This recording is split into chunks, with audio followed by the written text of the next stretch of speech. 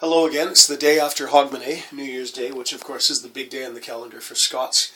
I posted about making brose, so here we are up in the as yet to be finished kitchen. It's only been a few years. And now the recipe that I posted makes a heck of a lot of stuff. It makes like 10, 12 gallons. So I've scaled it back. So what I did was I took a quart of water, 4 cups of water. I took a cup of porridge oats, and about half a cup of honey. And this is the real stuff. This is honey from the hive in our backyard.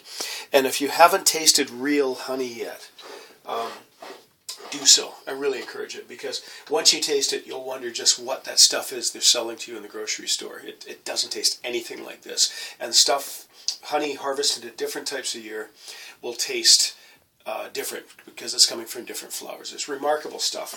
So yeah, so I took water, oats, honey, a quart, a cup, a half cup, and I let it sit for a couple of days. And you know what? You can do it in an hour, but I let it sit for a couple of days. I put it in the fridge because if it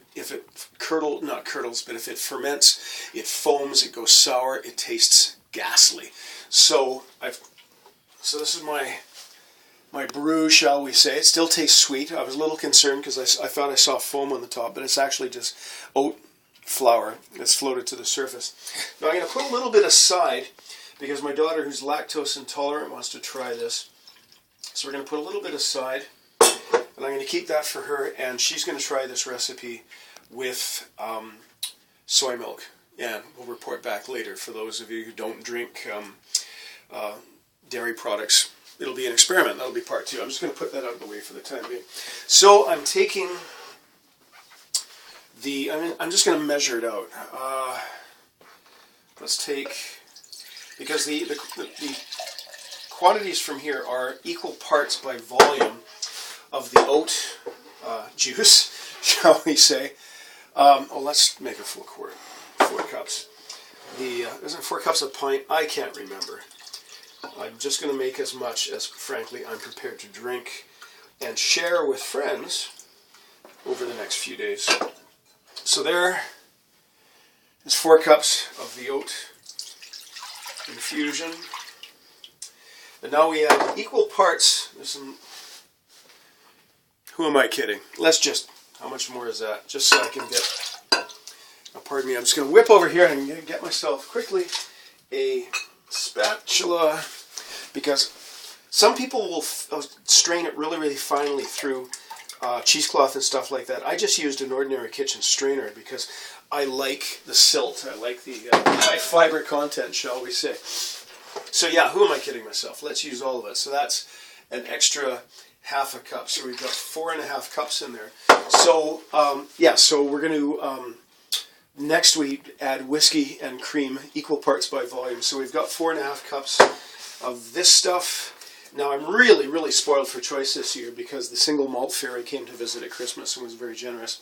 So we've got the Glenlivet, and I'm going to add, this is the first time in my life that I've been able to do this on my own shout. I've done it when working with the Army, of course, using their whiskey. But I feel quite generous as I do this. Okay, so that is the Glenlivet. Now the thing is, quality of the ingredients really, really counts. Oats are pretty much a standard. If you live in a place with good drinking water, Vancouver's probably about one of the best places in the world for drinking water straight out of the tap. As I said, the quality of the honey, many times when people make this, because of the quantities involved, they go cheap on the whiskey, and that's where we make the mistake. So I just added 2 cups of really good single malt. Now this is my own change of the recipe, is a really, really good, really smoky Islay malt. Islay, however you care to pronounce it, from the western coast. Very, very peaty, very medicinal, very seaweedy. And by putting this in, we really, really open up the flavor. It just kicks it straight out in the park.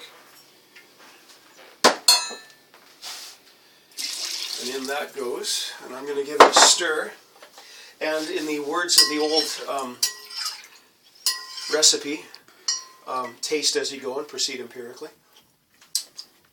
Yeah, that's very nice. Now, the recipe also calls for drambuie. I hate the stuff strictly drunk by itself, but let's add a cup of drambuie, maybe a little bit more. Yeah.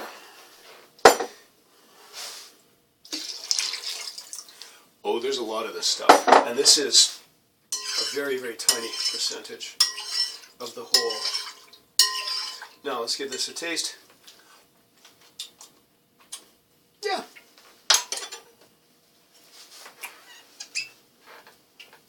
I'm just going to add a little bit more of the really, really peaty malt because I like how it tastes. Okay. Lovely stuff. Give it a bit of a stir. Now now comes the interesting part, because we have to add the cream to the whiskey and oat and honey mix, but if we're not careful how we do it, it will sour. It'll curdle, and you'll wind up with something that looks and has the mouthfeel of alcoholic cottage cheese, if you can imagine such a thing. In fact, you don't have to imagine it. Oftentimes you'll find somebody's screwed up the batch and then just gone ahead already, and if you're squeezing lumps out as you're eating, it's ghastly stuff, but somehow we managed to choke it down. So what I'm going to do is I'm going to do this in batches. Now, pardon me, I'm just going to go behind my cameraman for a second, and I'm going to just use a small container. I'm going to put a certain amount in the small container. I could help stir it. I do have the free hand. Okay, all right. So what we're going to do, I'm just doing this in small batches so that if I screw up, I'm not ruining the whole works. So there's a whisk. So the trick is, there you go, son. The trick is we pour it in slowly, and I pour it in across the back of a spoon or across a bottle while stirring gently, because if it plunges straight in, it'll curdle if it enters too fast. So let's see how this goes. So just gently stir it, please. That's a trick. As you can see, it's going across the back of a spoon. It's entering slowly. Yeah, there we go. I'm going to stop for a bit, so here, I'll just take that for a bit.